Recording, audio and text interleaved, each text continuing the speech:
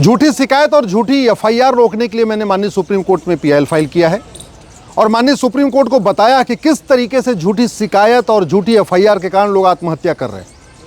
उत्तर प्रदेश के फतेहपुर में पैसे का विवाद चल रहा था और पैसे के विवाद में एक पक्ष ने दूसरे पक्ष के खिलाफ फर्जी SC/ST का मुकदमा लिखवा दिया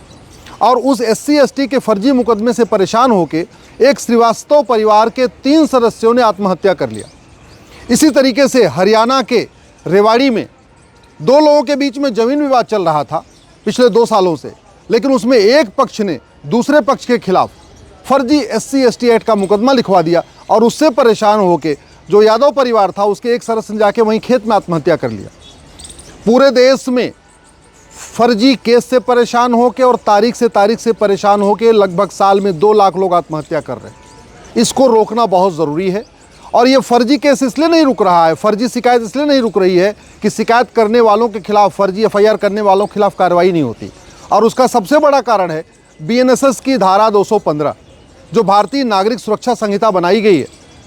उसकी जो धारा 215 है वो ये कहती है कि अगर आपके खिलाफ फर्जी शिकायत हो भी जाए, फर्जी एफआईआर हो भी जाए और कोर्ट को पता भी हो जाए, कोर्ट मान भी ले कि हाँ ये शिकायत फर्जी है, तो भी जिसके खिलाफ फर्जी शिकायत हुई है वो उसके खिलाफ, जिसने फर्जी शिकायत किया है उसके खिलाफ मुकदमा नहीं लिखवा सकता। ये धारा अंग्रेज़ों के समय भी थी और वही धारा कॉपी पेस्ट होकर BNSS में भी आ गई है। जो अंग्रेज़ों के समय प्रावधान था एकदम वही word to word copy paste करके धारा 215 बना दिया है। इसलिए मैंने माननीय सुप्रीम कोर्ट से मांग किया है कि धारा 215 की व्याख्या ठीक से की जाए, आज की परिस्थितियों के अनुकूल की जाए और जब ये प्रूव हो जाए कि ये शिकायत फर्जी है, ये एफआईआर फर्जी है, तो जिसके खिलाफ एफआईआर की गई है फर्जी, उन लोगों को भी ये परमिशन मिलनी चाहिए कि वो भी जाके अपनी एफआईआर लिखवा सके और जिसने फर्जी शिकायत किया है उसके खिलाफ मुकदमा चला के उसको भी सज़ा दिलवा सके। ज़मीन विवाद हो रहा है, फर्जी SC/ST का केस हो रहा है।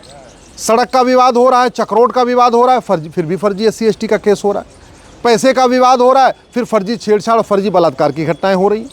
इसी तरीके से पति पत्नी में झगड़ा होता है और फिर उसमें सास ससुर को, जेठ जेठानी को, नंद नंदोई को, देवर को, देवरानी को, सबको उसमें घसीट दिया जाता है। ये फर्जी केस रोकना ज़रूरी है। लोग आत्महत्या कर रहे हैं, घर छोड़ के जा रहे हैं।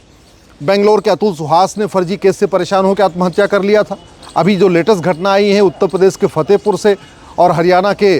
रेवाड़ी से, ये एकदम लेटेस्ट घटना है कि जहां पैसे के लेन देन में SC/ST केस लगाया गया, दूसरी तरफ ज़मीन विवाद में SC/ST केस लगाया गया। इसलिए अब आवश्यक है कि जो लोग ऐसी फर्जी शिकायत करते हैं, जो लोग ऐसी फर्जी एफआईआर करते हैं और जो लोग फर्जी शिकायत और फर्जी एफआईआर के समर्थन में गवाही देते हैं, जो लोग फर्जी एफिडेविट फाइल करते हैं, जो लोग फर्जी मुकदमा लिखवाते हैं, ऐसे लोगों के खिलाफ भी कार्रवाई की जाए। माननीय सुप्रीम कोर्ट में हमने पीआईएल फाइल कर दिया है, इस पर सुनवाई शुरू होने वाली है।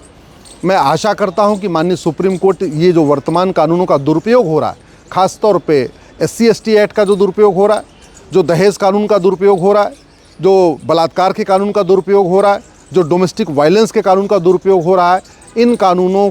का दुरुपयोग रोकने के लिए एक गाइडलाइन बनाएंगे जिससे कम से कम लोग फर्जी केस से परेशान होकर और फर्जी शिकायत से परेशान होकर आत्महत्या न करें। इसके पहले भी एक मैंने पीआईएल फाइल किया था, उस पर माननीय सुप्रीम कोर्ट पहले नोटिस कर चुका है, जिसमें मैंने ये कहा था कि प्रत्येक थाना में, प्रत्येक तहसील में, प्रत्येक कोर्ट में,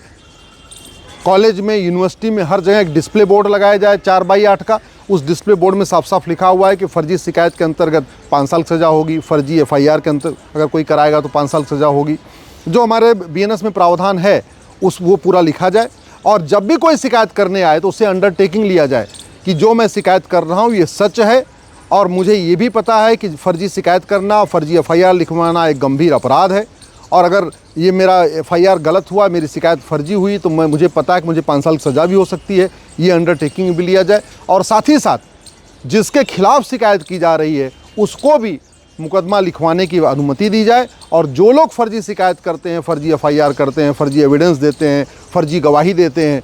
उन लोगों की सज़ा को कंजेक्टिव किया जाए। कंजेक्टिव का मतलब